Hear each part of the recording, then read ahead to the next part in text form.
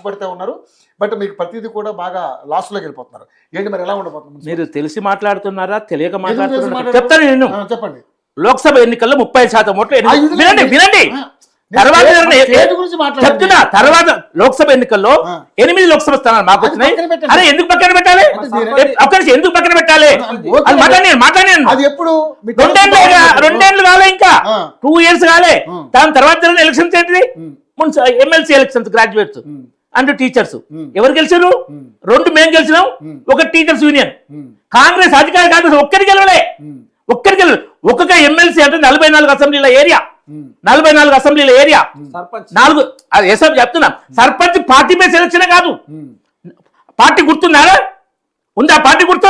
ఎట్లాంటి party elections అని వాళ్ళు గంప కింద గమ్మని మాకిని చెప్పుకుంటారు. ఆడ ఏముంది రుజువు పార్టీ అని? అది మొన్న జూబ్లీస్ లో మరి మాకు ఎప్పుడు డిపార్ట్ జూబ్లీస్ లో. ఇక్కడ ఏమైందంటే జూబ్లీస్ టైంలో లాస్ట్ టైం కంటే తగ్గిపోయినాయి కదండి ఓట్లు. థర్డ్ పార్టీ ఎట్లా ఉంటుందంటే మీ బెస్ట్ ఎగ్జాంపుల్ చెప్తా, మీకు అర్థం కావాలి. ఫస్ట్ హుజరాబాద్ ఉప ఎన్నికల్లో అంతకుముందు కాంగ్రెస్ 60,000 ఓట్లు వచ్చినాయి.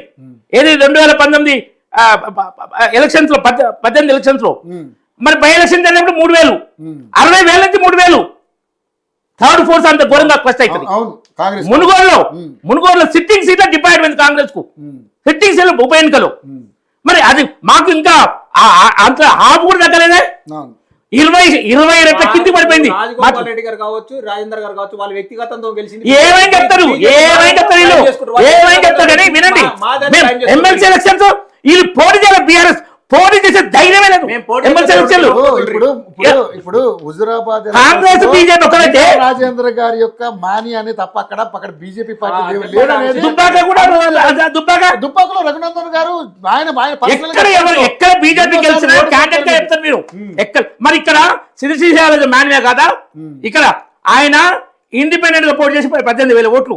ఎంఐఎం తో పోటీ చేస్తే కాంగ్రెస్ క్యాండిడేట్ సెకండ్ ప్లేస్. ఇదే మొన్న కాంగ్రెస్ గెలిచిన క్యాండిడేట్ కాంగ్రెస్ కన్నా ఎక్కువ ఓట్లు. ఏది 2014 ఎలక్షన్ లో. ఇప్పుడు ఏంటంటే ఈ ఎన్నికల ముందు జూబ్లీహిల్స్ ఉప ఎన్నిక జరగడం ఈ 2 పార్టీల రంగు బయట పెట్టింది. కాంగ్రెస్ అంటే ముస్లింలు, కాంగ్రెస్ అంటే ముస్లింలు, ముస్లింలు అంటే కాంగ్రెస్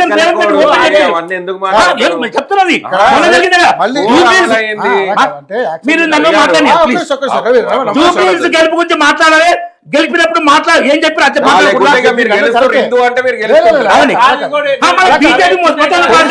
కాదు. మీరు గెలవడానికి చాలా రకాలైన స్టేట్మెంట్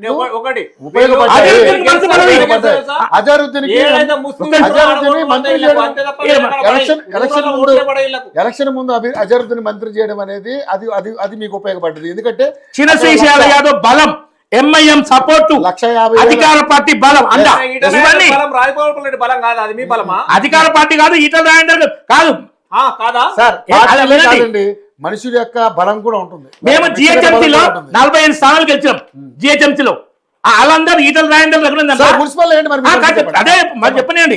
ఇంకొకటి బీజేపీ బీఆర్ఎస్ ఒకటని, బీజేపీ కాంగ్రెస్ ఒకటి అంటారు కదా. కేసీఆర్ ప్రభుత్వం టీఆర్ఎస్ ప్రభుత్వం ఉన్నా ఎంఐఎంకే పెత్తనం, కాంగ్రెస్ ప్రభుత్వం ఉన్నా ఎంఐఎంకే పెత్తనం. అవునా కదా? మరి రేవంత్ రెడ్డి ఏమన్నాడు? అక్బరుద్దీన్ ఓవైసీని కొడంగల్లో గెలిపించి కాదు బీఆర్ఎస్ బీజేపీ చెప్తున్నాను.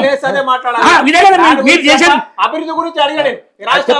దేశం 10వ స్థానం నుంచి 4వ స్థానానికి వచ్చిన పదాన్ని 10వ స్థానం నుంచి 4వ స్థానానికి వచ్చిన ఆర్థిక వ్యవస్థ. అంతకుముందు యూపీఏ కాలం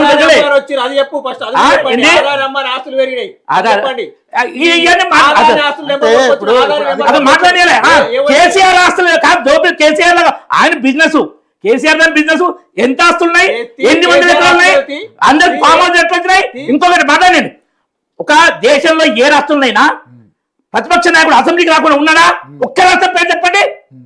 కోట్లు దిగమింగుతూ ప్రజాసొమ్ము, కోట్లు దిగమింగుతూ అసెంబ్లీకి రాడు.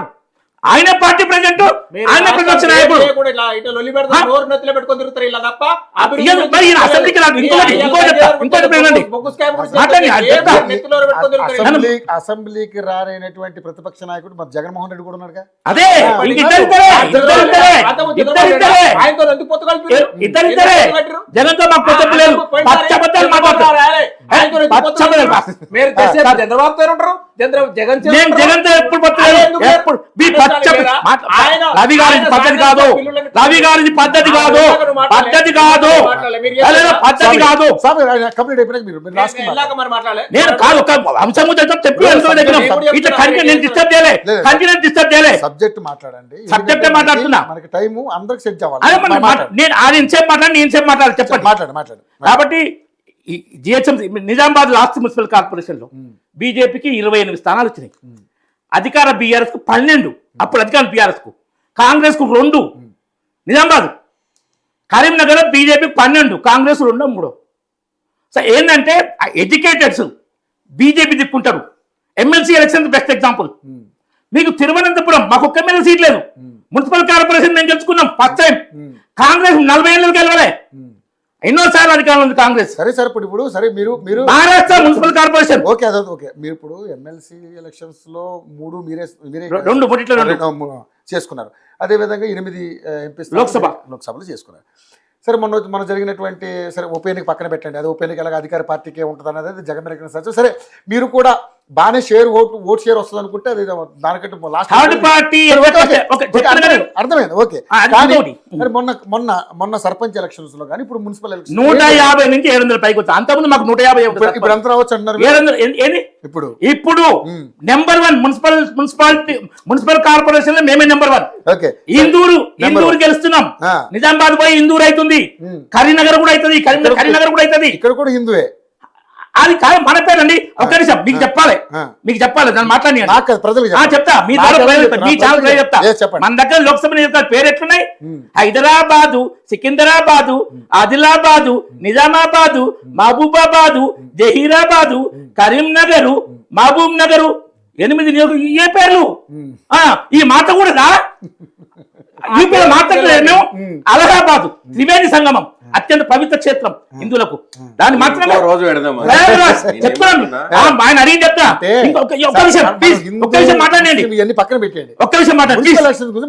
అదే కానీ వీళ్ళు ఇప్పుడు 2008లో మన సమైక్య రాష్ట్రంలో 42 లోక్సభ స్థానాలకు 42 ఉన్నాయి. అయితే 42 నియోజకవర్గాలు తీసేశారు, 2 కొత్త చేశారు. హనుమంతుని పేరున్న హన్మకొండని తీసేశారు, మహబూబాబాద్ తెచ్చారు దాని ప్లేస్ లో ముస్లిం పేరుందని. సిద్ధి వినాయకుడి పేరు సిద్దిపేట తీసేసి జహీరాబాద్ తెచ్చారు కాంగ్రెస్. వాళ్ళు చేస్తేనే అన్ని మనకు అనుకూలంగా మార్చుకుంటామా ఏంటి నాకు అర్థం. మతరాజుగా స్వీకరణ చేస్తూ మీరు దాన్ని ఎక్స్పోర్ట్ చేస్తే మీరు మతం. ఇంకో విషయం వినండి. ఇప్పుడు నల్గొండ జిల్లాలో ఉమ్మడి 12 అసెంబ్లీ 2000 ముందుకు కానీ 8 ముందు కానీ తర్వాత ఇప్పుడు రాముడు అంటే కాంగ్రెస్ రిప్రజెంటేషన్. రామన్నపేట అసెంబ్లీ నియోజకవర్గం మా సొంత నియోజకవర్గం తీసేసారు. నచ్చలే రాముడి పేరు. ముస్లింలకు జీవుజులు కడతారు. వినండి, అంటే కంపల్సరీ దీని మీద కుట్ర జరుగుతుంది అంటారు. కాదు, కుట్రతో చేసిండు. ముస్లింలకు జీవుజులు అనే హుజూర్ నగర్ తీసుకొచ్చారు కొత్తగా రామన్నపేట ప్లేస్ లో. ఎంత కుట్ర చూడండి. కాంగ్రెస్ ఓపెన్ చెప్పి కాంగ్రెస్ అంటేనే ముస్లింలు, ముస్లింలు అంటేనే కాంగ్రెస్. బీఆర్ఎస్ కబ్రస్థాన్ల పార్టీ. కేటీఆర్ చెప్పిండు మేము గుడి ఎందుకు కబ్రస్థాన్లకు 100 ఎకరాలు ఇచ్చినాం, మళ్ళా 500 అధికారుల కోసం మళ్ళా 100 ఎకరాలు ఇస్తాం. వీళ్ళు ముస్లింలకు అంతా ఈ విధంగా చేస్తూ బీజేపీని తప్పట్టే ప్రయత్నం చేస్తారు. కేసీఆర్ ఏమండు హిందుగాళ్ళు, బొందుగాళ్ళు, రామ జన్మభూమి, రావణ జన్మభూమి, శూర్పణఖ జన్మభూమి. కేటీఆర్ ఏమండు జై శ్రీరామ్ అంటే కడుపు నింపది అన్నాడు. అల్లాహు అక్బర్ కడుపు నింపది అనగలరా? ఛాలెంజ్ చేస్తున్నా. ఎందుకు హిందువులను అనుమానిస్తారు? తప్పు కదా. మేము బాగా తప్పులు ఎక్స్పోర్ట్ చేస్తున్నాం, మేము మతరాజుగా చేయట్లేదు. కాబట్టి ఇదంతా ఎడ్యుకేటర్స్ కు ఇంకో డెవలప్మెంట్. నిధులు ఎవరిస్తున్నారు? స్థానిక సంస్థలకు కేంద్ర ప్రభుత్వం ఇస్తుంది, రాష్ట్ర ప్రభుత్వం ఇవ్వట్లేదు. సమాన షేర్ ఇవ్వాలి. నిధుల గురించి కాదు, డెవలప్మెంట్ ఏం చేశారు? నిధులు వస్తేనే డెవలప్మెంట్. మీకు కిషన్ రెడ్డి గారు బుక్ పెన్ చేశారు. 9 సంవత్సరాలు 9 లక్షల కోట్లు తెలంగాణకు ఏ విధంగా ఖర్చు పెట్టారు? ఇక్కడ కూడా ఇచ్చింది మీకు. ఎట్లా ఖర్చు పెట్టామని లెక్క కూడా ఇచ్చారు. అంటే ఆయన అనేది ఎవరైనా కానీ బీఆర్ఎస్ కానీ కాంగ్రెస్ కానీ ఏంటంటే మీరు దేశం మొత్తంలో ఖర్చు పెడుతున్నారు తప్పితే తెలంగాణ రాష్ట్రానికి మీ పార్టీ తరఫున ఏం చేస్తున్నారు? తెలంగాణ రాష్ట్రానికి ఖర్చు పెట్టిన 9 లక్షల కోట్లే అధికారం మీరు వీళ్ళు ఊడుతున్నారు కాబట్టి ఈ తెలంగాణ రాష్ట్రానికి బీజేపీ పార్టీ ఏం చేసింది? సెంట్రల్లో 15 ఏళ్ళు అధికారంలో ఉంది, తెలంగాణకి గాడిద గుట్టించిందనేమో కాంగ్రెస్ పార్టీ అంటది, ఏం చేయలేదని చెప్పేసి బీఆర్ఎస్ పార్టీ అంటది. మరి ఏం చేశారు ఆ లెక్కలను చెప్పాలి కదా. తెలంగాణలో 2014 వరకు 2500 కిలోమీటర్ల జాతీయ రహదారులు ఉండే, ఇప్పుడు 5200 కిలోమీటర్ల జాతీయ. అది మొత్తం దేశం లెవెల్లో చేస్తున్నారు. తెలంగాణలో చెప్తున్నా, నేను తెలంగాణ విషయం చెప్తున్నా వినండి. తెలంగాణలో అంటే అది మొత్తం చేసుకుంటూ వస్తున్నారు కదా. తెలంగాణ ఏం చేసి చెప్తున్నప్పుడు మీరు మళ్ళీ ఇంకా మాట్లాడుతున్నారు. చెప్పండి చెప్పండి. వ్యవసాయానికి 1,00,000 కోట్లు, రైల్వేస్ ఎన్ని రైల్వే స్టేషన్ ఆధునీకరిస్తున్నాం, Warangal airport, Adilabad airport, airport కూడా చెప్తున్నా, ఎయిర్పోర్ట్ అన్ని డెవలప్మెంట్ ఏది ఉన్నా ఇస్తున్నాం. మెట్రో సెకండ్ స్టేజ్కి ఇస్తామంటే మెట్రో సెకండ్ స్టేజ్ రాష్ట్ర ప్రభుత్వం అది చేయలే. సో ఏంటంటే అభివృద్ధి, ఈ దేశ ఆర్థిక వ్యవస్థ ఎంత గత 7 ఏళ్ళ మీద fastest growing GDP India. China control చేసినాం, పాకిస్తాన్ పండబెట్టినాం, చుట్టుపక్కల ఎంత అంటే జెన్జీ ఉద్యమం పేరు మీద శ్రీలంకను, బంగ్లాదేశ్ను, నేపాల్ను, అమెరికా లాంటి దేశాలు ఏం చేసినాయి, మన దేశం ప్రయత్నం సాగిందా? బంగ్లాదేశ్ లో మనం హిందువుల మీద జరిగే దాడి మీద మీరేం మాట్లాడలేదని చెప్పి కూడా మాట్లాడతారు. కేంద్ర ప్రభుత్వం ఖండించింది, కేంద్ర ప్రభుత్వం ఇది వార్నింగ్ ఇచ్చింది, చికెన్ నెక్ కాదు ఎలిఫెంట్ నెక్ అయితే కూడా చెప్పింది. ఎందుకంటే మోడీ ప్రభుత్వం వచ్చినాక ప్రపంచవ్యాప్తంగా మన దేశానికి గౌరవం పెరిగింది. 29 దేశాల అత్యున్నత పురస్కారం మన ప్రధానికి వచ్చింది. ఏంటంటే ఇప్పుడు ఎలా ఉండబోతుంది అంటే ఇప్పుడు ఉన్నటువంటి పరిస్థితులలో మీ పర్ఫార్మెన్స్ ఏంటి? మా పర్ఫార్మెన్స్ అంటే గత 12 సంవత్సరాల్లో మోడీ ప్రభుత్వం ఉంది, 3వ సారి ఎన్నికైంది అలయన్స్ విత్ మెజారిటీ. ఇందిరాగాంధీ కూడా 3వ సారి వరుస గెలవలే. ఆ ప్రభుత్వం మోడీ పనితీరు, మోడీకి ఉన్న ఇమేజ్, బీజేపీ పనితీరు, అమిత్ షా, యోగి ఇలాంటి నాయకులు మిగతా ఏ పార్టీలో ఉంటారు? ఏ పార్టీలో ఇలాంటి నాయకులు ఉంటారు? రాహుల్ గాంధీ చెప్తే వచ్చి రాహుల్ గాంధీకి సీట్ నిన్న మీ పార్టీ గురించి చెప్పండి. నిన్న మల్లికార్జున ఖర్గే మా రాహుల్ గాంధీకి సీట్ ఇస్తారని రాష్ట్రపతిని అడుగుతుండు. ఏదైనా కూడా ఒక ప్రోటోకాల్ ఉంటది, ఒక పద్ధతి ఉంటది, ఒక లెజిస్లేటర్ ని ఆయనని ఎట్లా గౌరవించుకోవాలనేది ఒక పద్ధతి ఉంటది. అది రావాలి, టైంకి రావాలి. రాష్ట్రపతి భవన్ విషయం రాష్ట్రపతిది టైంకి రావాలి. ఆ వచ్చిన దాన్ని చూసుకోవాలి. లేటుగా వచ్చి ఆ టైంలో నడుస్తుంటే సీటు టైం విషయం కాదు. ఆర్థిక వ్యవస్థ యూరోపియన్ యూనియన్ తోటి ఆర్థికంగా మనం ఫ్రీ ట్రేడ్ చేసుకుంటాం. అద్భుతమైనది. వాళ్ళది 90 కోట్ల జనాభా, మనది 140 కోట్ల జనాభా. ఈ ఫ్రీ ట్రేడ్ తో మొత్తం యూరోప్ మనం ఎంతో బాగుపడుతున్నాం. ఎందుకంటే అమెరికా కండిషన్లు దెబ్బతీస్తున్నాం మనం. రైట్ మళ్ళీ మాట్లాడదాం సార్. రాజకీయ విశ్లేషకుడు సార్, పార్టీలు వాళ్ళ ఔన్నత్యాన్ని చాటుకోవడం కోసం, లేకపోతే వాళ్ళ ప్రాబల్యాన్ని చెప్పుకోవడం కోసం వాళ్ళ ప్రయత్నాలు చేస్తుంటారు. బట్ ఇక్కడ ఉన్నటువంటి పరిస్థితిని మీరు నిశ్చితంగా గమనిస్తున్నారు కాబట్టి ఒక పొలిటికల్ అనలిస్ట్గా మీరేం ఆలోచిస్తున్నారు? ఎందుకంటే ఇప్పుడు జరిగినటువంటి ఎన్నికలన్నింటినీ మనం చూసాం. మున్సిపల్ ఎన్నికలు